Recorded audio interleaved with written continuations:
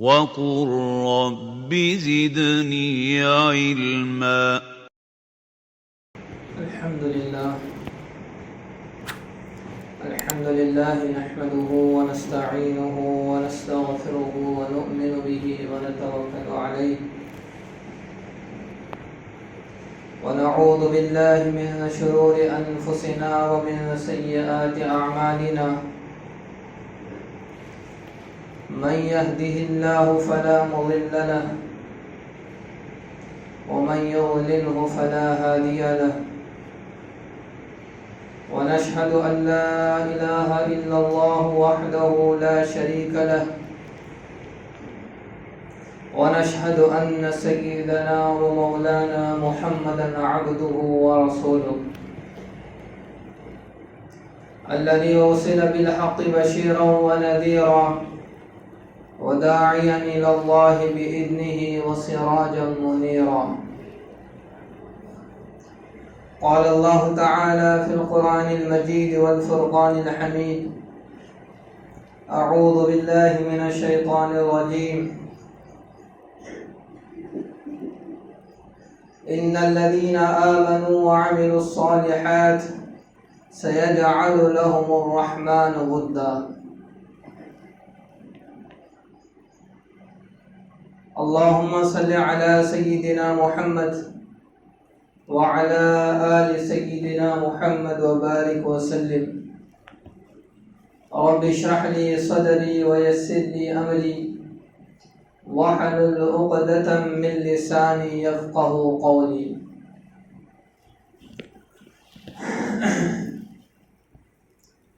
اسلام انسانی زندگی کے لیے اس قدر اہم اور ضروری ہے جس قدر انسانی جسم کے لیے روح ہوتی ہے. انسانی جسم روح کے بغیر کچھ نہیں ہے، بے وزن ہے، بے قیمت ہے. بالکل اسی طرح انسانی زندگی اسلام کے بغیر بے وزن ہے، بے قیمتی ہے، ایک بے چین اور ایک بے قرار زندگی ہے. اسلام انسانی زندگی کو کنٹرول کرتا ہے، اسے بیلنس کرتا ہے، انسان سے انسان کو جوڑے رکھتا ہے. جس طرح روح انسان کے جسم کو زندہ رکھتی ہے، اسی طرح اسلام انسانی زندگی کو زندہ رکھتا ہے. سماج، سوسائٹی، انسانیت کو جوڑے رکھتا ہے. اسلام کی یہ خوبی، اسلام کی اس خوبی کو سمجھنے کے لیے ہمیں روح کی مثال کو سمجھنا پڑے. روح کی مثال سمجھ آ جائے تو پھر اسلام کی اس خوبی کو سمجھنا بھی آسان ہے. اللہ تعالیٰ کی بے شمار قدرتی شاہکار ہیں. اللہ کی انہی قدرتی شاہکار میں سے ایک انسانی جسم ہے. انسانی جسم یہ اللہ کی قدرت کا عظیم شاہکار ہے. انسانی جسم یہ مختلف اعضاء اور مختلف حصوں کا ایک مجموعہ ہے، اور انسانی جسم ایسا ہے کہ اس کا ہر حصہ دوسرے حصے سے بالکل جدا ہے، بالکل مختلف ہے، بلکہ اس کے ضد میں ہے. تو گویا انسانی جسم مختلف اعضاء، مختلف حصوں اور ضدین کا ایک مرکز ہے۔ مثال کے طور پر انسان کے اعضاء میں سے کان کا کام ہے سننا، کان کا کام ہے سننا۔ کان کے علاوہ انسانی جسم کا کوئی حصہ سن نہیں سکتا۔ پاؤں اور پیر کا کام ہے چلنا۔ انسانی جسم کا کوئی حصہ پاؤں کے علاوہ چل نہیں سکتا۔ آنکھ کا کام ہے دیکھنا۔ آنکھ کے علاوہ انسانی زندگی کا، انسانی جسم کا کوئی حصہ دیکھ نہیں سکتا۔ تو یوں اللہ پاک نے جو انسانی جسم بنایا ہے، جو ڈیزائن اللہ نے فرمایا ہے، وہ ایک حصہ دوسرے حصے سے بالکل مختلف ہے، اس کے خلاف ہے، اس کے ضد میں ہے۔ اب اللہ کی قدرت دیکھیں کہ اس انسانی مختلف اعضاء اور ضدین کے مجموعے کو اللہ پاک نے کس طرح جوڑے رکھا ہے۔ اللہ پاک نے جب انسان کی تخلیق کی تو انسان کے اندر اپنی ایک بہت عظیم نعمت اس میں ڈال دی، اور یہ وہ نعمت ہے جو انسان کے تمام اعضاء کو جوڑے رکھے ہوئے ہے، جو انسان کے تمام حصوں کو اکٹھا کیے ہوئے ہے، اور وہ نعمت روح ہے۔ یہ روح، یہ وہ نعمت ہے جو انسان کے مختلف اعضاء کو، مختلف حصوں کو، جو بظاہر دکھنے میں ایک دوسرے کے ضد میں ہیں، خلاف ہیں، ان تمام اعضاء کو جوڑے ہوئے اگر کوئی چیز ہے تو وہ روح ہے۔ اب دیکھیں، روح جب تمام اعضاء کو جوڑے رکھے ہے تو اس کا نتیجہ کیا ہوتا ہے؟ انسان کے جسم میں جب کسی حصے کو تکلیف پہنچتی ہے، مثلا آنکھ کو شدید کوئی تکلیف پہنچے اور بہت درد آنکھ محسوس کر رہی ہے اور آنسوؤں سے بہہ رہے ہیں، تو کبھی پاؤں ہرگز یہ نہیں کہے گا کہ میں ڈاکٹر کے پاس نہیں جاؤں گا، کہ بھئی یہ میرا مسئلہ نہیں ہے، یہ تو آنکھ کا مسئلہ ہے، آنکھ کو تکلیف ہو رہی ہے۔ پاؤں کبھی یہ نہیں کہے گا کہ میں ڈاکٹر کے پاس نہیں جاؤں گا۔ سر میں شدید تکلیف ہو رہی ہو اور بہت درد ہو رہا ہو تو آنکھ کبھی یہ نہیں کہے گی کہ میں کیوں آنسو بہاؤں، میں کیوں نہ سوؤں، میں کیوں نہ راحت لوں، یہ مسئلہ تو سر کا ہے۔ کان میں درد ہو یا اسی طرح جسم کی کسی اور اعضاء میں تکلیف ہو، انسانی جسم کا کوئی حصہ اس تکلیف کو بے توجہی کا اظہار نہیں کرے گا۔ کیوں؟ اس لیے کہ روح انسان کے تمام اعضاء کو اکٹھے کیے ہوئے ہے، جمائے ہوئے ہے۔ اب جسم کے کسی بھی حصے کو غم پہنچتا ہے تو اس غم کا احساس سارا جسم محسوس کرتا ہے۔ جسم کے کسی بھی حصے کو کوئی تکلیف پہنچتی ہے تو اس تکلیف کا احساس سارا جسم محسوس کرتا ہے۔ جسم کے کسی بھی حصے کو کوئی خوشی پہنچے، سارا جسم اس کی خوشی کو محسوس کرتا ہے۔ جسم کے کسی بھی حصے کو راحت پہنچے، سارا جسم اس کی راحت کو محسوس کرتا ہے۔ اب اگر اس روح کو انسان کے جسم سے نکال دیا جائے، جسم سے روح کو جدا کر دیا جائے، تو اب سارے جسم کے اعضاء اجنبی ہو جائیں، ایک دوسرے سے بالکل اجنبی۔ کسی جسم سے روح نکل جائے، کسی جسم سے روح نکل جائے، اب اس جسم کے کسی بھی حصے کو آپ تکلیف پہنچائیں یا کاٹ دیں یا اس کو ضربے لگائیں، جسم کا دوسرا حصہ اس سے بالکل اجنبیت کا اظہار کرے گا، اس میں کوئی حرکت نہیں ہوگی۔ کیوں؟ اس لیے کہ جسم کے سارے اعضاء کو جو چیز جوڑے ہوئے تھی، جو احساس اور جو جماؤ اور ایک دوسرے سے جڑ کر رہنا، جو چیز اس کے اندر تھی، وہ روح ختم ہو گئی۔ اب روح ختم ہو گئی تو پھر یہ ساری چیزیں ایک دوسرے سے اجنبی ہو گئے۔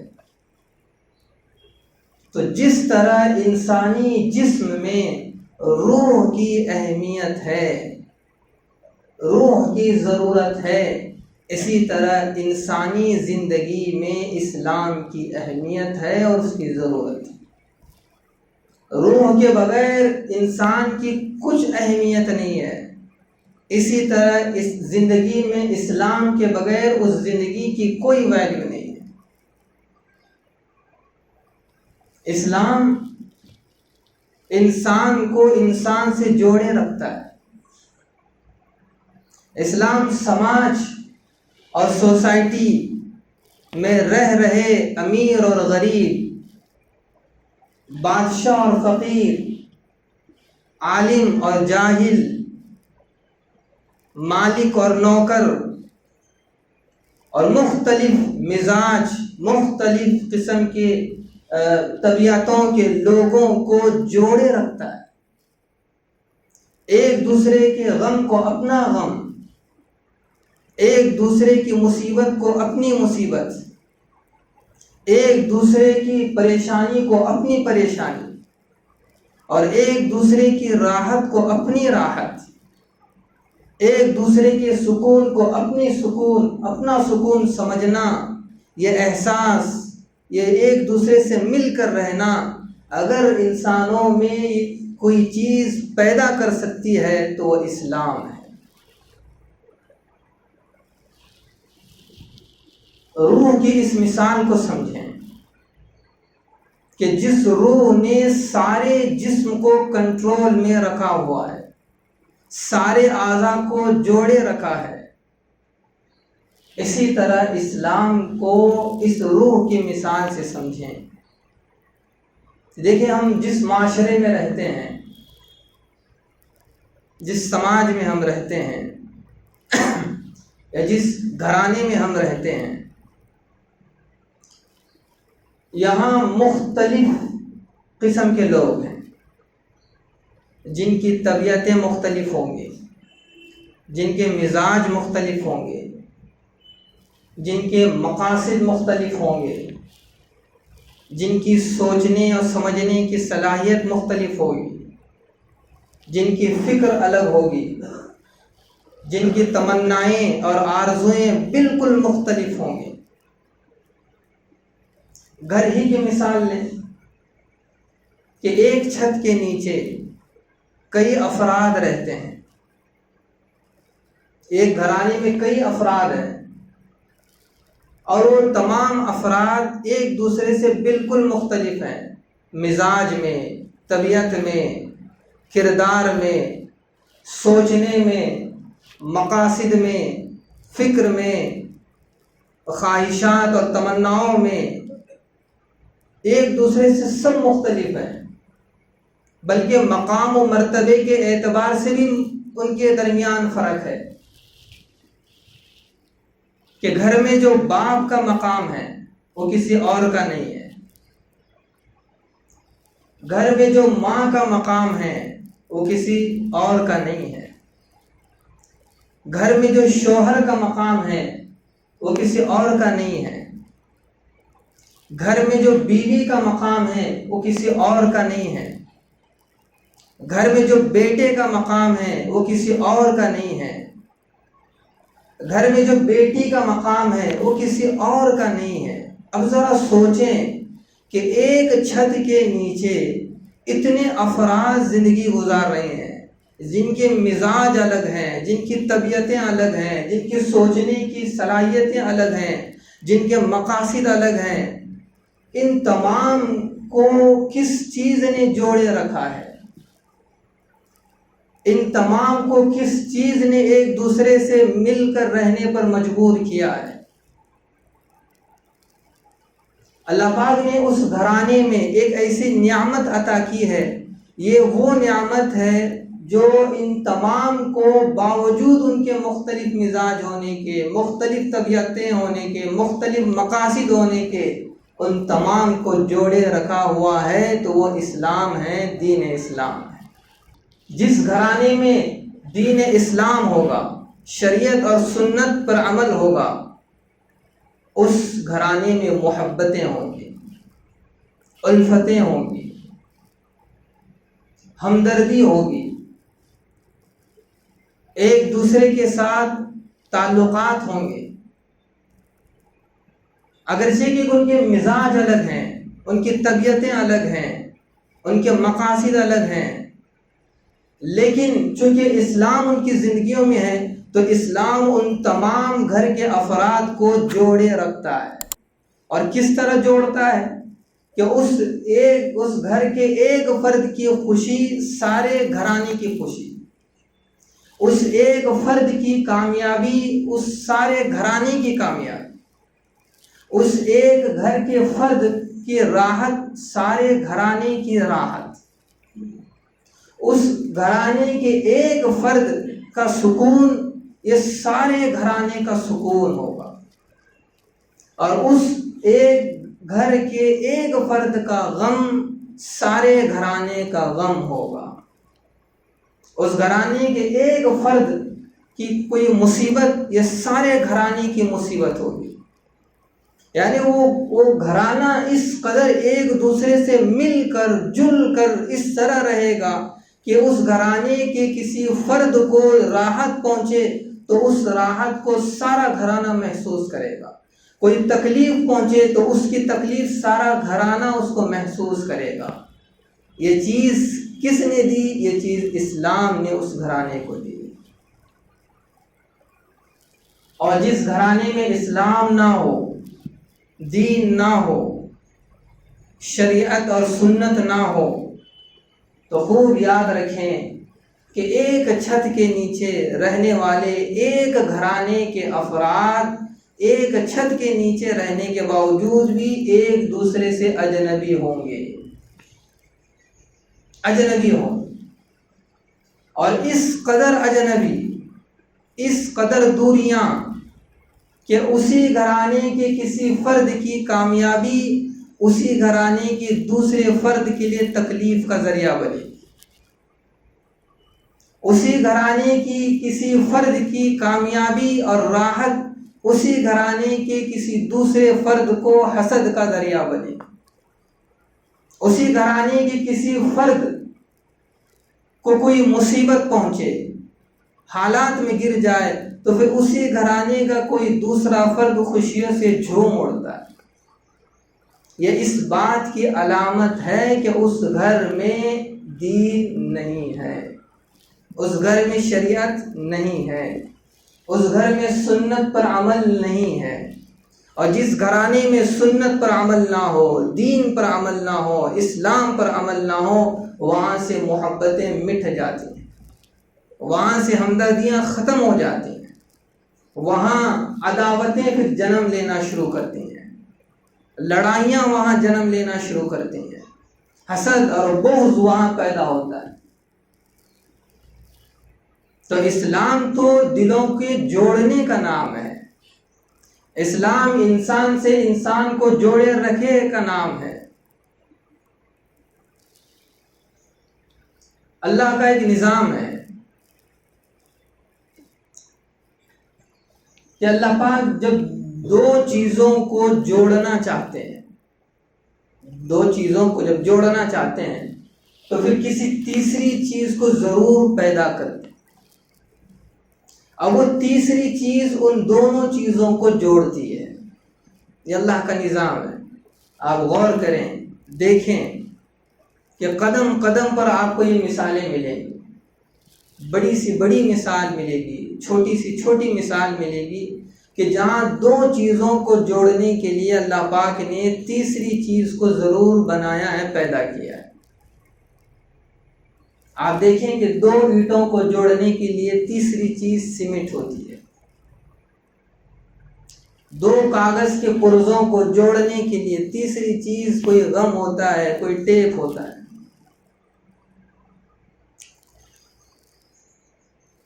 دیوار پر کسی چیز کو لٹکانا ہے تو اس کے لیے جو تیسری چیز ہوگی وہ کوئی میک ہوگا، کوئی کیل ہوگا، جس کے سہارے وہ کوئی چیز وہاں لٹکے گی۔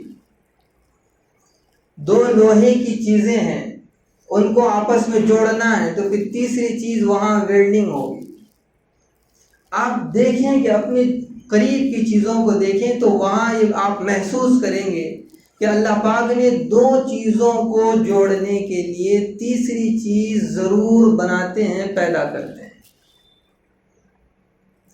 اب ذرا یہاں سوچیں کہ اس دنیا میں، ہمارے سماج اور سوسائٹی میں، گھرانوں میں مختلف قسم کے لوگ ہیں، مختلف طبیعتوں کے لوگ ہیں، مختلف مقاصد کے لوگ ہیں، اور مختلف فکر اور سوچ رکھنے والے لوگ ہیں، اور ان تمام لوگوں کے دلوں کو جوڑنے کے لیے، ان تمام میں باہمی محبت پیدا کرنے کے لیے، الفت پیدا کرنے کے لیے، چاہے وہ سماج میں ہو یا اپنے گھرانے میں ہو یا اپنے خاندان میں ہو، تو دلوں کو جوڑنے کے لیے، محبتوں کو قائم کرنے کے لیے اور ایک دوسرے سے مربوط رہنے کے لیے اللہ نے کس چیز کو بنایا ہے؟ انسانوں کو انسانوں سے جوڑنے کے لیے، دلوں کو دلوں سے جوڑنے کے لیے اللہ نے کس چیز کو پیدا کیا؟ اس کا جواب ہے اسلام۔ اسلام یہ وہ چیز ہے، یہ وہ نعمت ہے جو دلوں کو دلوں سے جوڑتی ہے، جو انسانوں کو انسانوں سے جوڑتی ہے، جو محبتیں اور پیار، چاہتیں انسانوں کے اندر پیدا کرتی ہے۔ قرآن مجید میں اللہ تعالیٰ نے ارشاد فرمایا، ان الذين آمنوا وعملوا الصالحات سيجعل لهم الرحمن ودا۔ اللہ فرماتے ہیں کہ جب لوگ ایمان لے آتے ہیں اور دین پر، شریعت پر، احکامات پر، سنتوں پر عمل کرتے ہیں، تو اللہ فرماتے ہیں کہ ہم پھر ان میں باہمی محبتیں ڈالتے ہیں، پیار ڈالتے ہیں، الفتیں ڈالتے ہیں، چاہتیں ڈالتے ہیں۔ تو اس سے پتہ چلا کہ زندگیوں میں جو نفرتیں آتی ہیں، جو عداوتیں پیدا ہوتی ہیں، جو بغض اور حسد آپس میں پیدا ہوتا ہے، جو لڑائیاں اور جھگڑے خاندانوں میں، محلوں میں، گھرانوں میں ہوتے ہیں، وہ اس وقت ہوتے ہیں جب اسلام پر عمل کرنے میں کوتاہی ہوتی ہے۔ اس لیے کہ اللہ نے صاف فرما رہے ہیں کہ جو ایمان لائے اور اسلام پر عمل کر رہے ہیں، ہم ان کے اندر باہمی محبت ڈالیں گے، الفتیں ڈالیں گے، پیار اور چاہت ڈالیں گے۔ تو پتہ چلا کہ جہاں اسلام پر عمل نہیں ہے وہاں محبتیں نہیں ہوں گی، وہاں پیار نہیں ہوگا، وہاں چاہتیں نہیں ہوں گی، اور جہاں اسلام پر عمل ہوگا پھر وہاں محبتیں بھی ہوں گی، ہمدردیاں بھی ہوں گی، چاہتیں بھی ہوں گی، راحتیں بھی ہوں گی۔ اللہ تعالیٰ نے نبی علیہ السلام سے ارشاد فرمایا، لو انفقت ما فی الارض جميعا ما الفت بین قلوبهم ولكن اللہ الف بینہم۔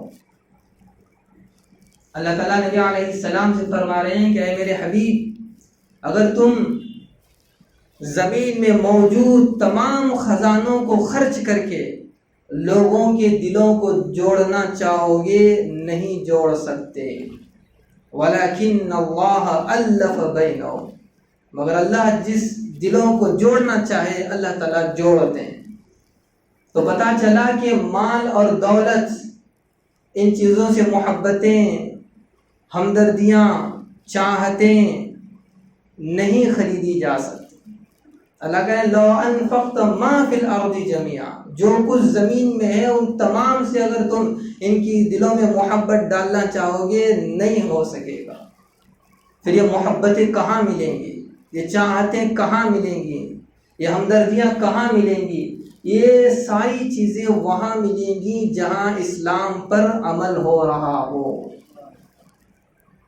جن گھرانوں میں اسلام پر عمل ہے، سنتوں کی پابندی ہے، دین پر عمل ہے، شریعت پر عمل ہے، پھر اس گھرانے میں محبتیں ہوں گی، الفتیں ہوں گی، چاہتیں ہوں گی، ہمدردیاں ہوں گی. اور جس گھرانے میں دین اور شریعت نہیں ہے وہاں کی محبتیں عداوتوں میں تبدیل ہو جائیں گی، وہاں کی ہمدردیاں لڑائیوں میں تبدیل ہو جائیں گی، وہاں کی چاہتیں یہ حسد میں تبدیل ہو جائیں. اور پھر یہ شکایتیں آئیں گی کہ باپ شکایت لے کر آئے گا کہ بیٹا میرا ادب و احترام نہیں کرتا،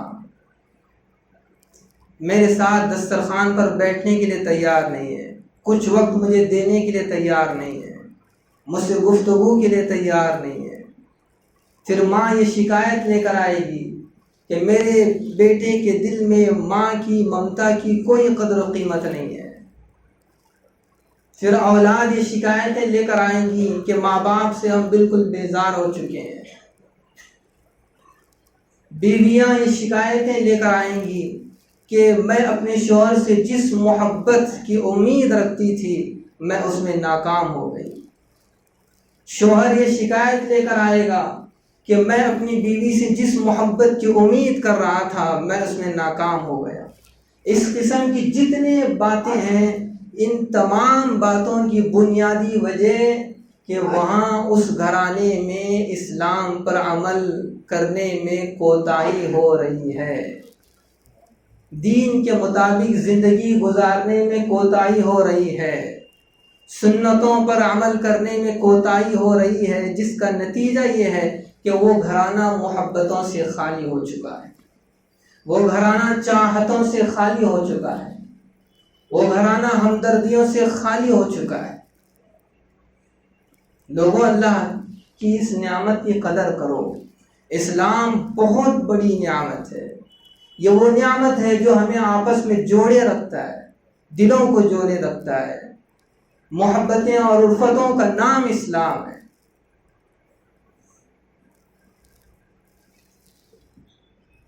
تو جس طرح روح کی مثال سے یہ بات سمجھائی گئی کہ انسانی جسم میں روح کی جس قدر و قیمت ہے، اہمیت ہے، اسی طرح زندگی میں اسلام کی اہمیت اور قدر و قیمت ہے.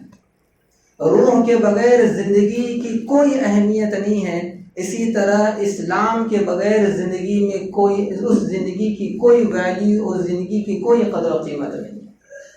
اللہ تعالیٰ سے دعا ہے کہ اللہ تعالیٰ ہمیں کہنے سننے سے زیادہ عمل کی توفیق عطا فرمائے، صحیح معنوں میں اسلام کو سمجھنے کی توفیق عطا فرمائے، اور اپنی زندگیوں میں اسلام پر عمل پیرا ہونے کی اللہ ہمیں توفیق عطا فرمائے. وآخر دعوانا الحمدللہ رب العالمین. Thank you for watching. If you found this video helpful, please like, share it with others, and subscribe to our YouTube channel for more insightful Islamic content.